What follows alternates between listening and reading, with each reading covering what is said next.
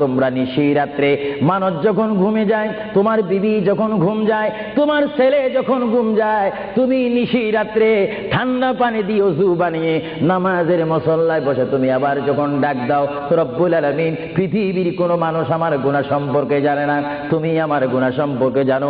আমি এমন গুনাহ করেছি আমার বিবি জানে না, বিবি গুনাহ করেছে আমি জানি না। আল্লাহ তুমি সব কিচ্ছু জানো, হে আমার প্রভু তুমি আমাকে মাফ করে দাও। আমার আল্লাহ বলে, তারপরও যদি তোমাদেরকে আমি মাফ না করি, তারপরও বান্দা তোমরা আমার রহমতের দরজা থেকে ফিরে যাইও না।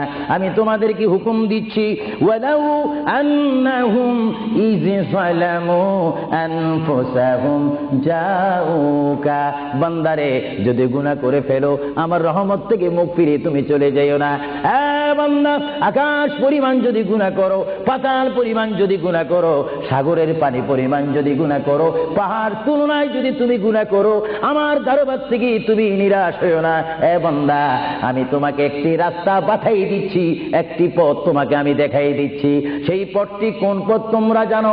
ওয়ালাউ আন্নাহুম ইয যালামু আনফুসাহুম জাউকা, বান্দারে যখন তোমরা বরবাদ হয়ে যাবে তখন তোমাদেরকে একটা পথ আমি তোমাদেরকে দেখাই দিলাম, সেই পথটির নাম হচ্ছে আমার রাসূলের মদিনা। জুড়ে বলেন সুবহানাল্লাহ।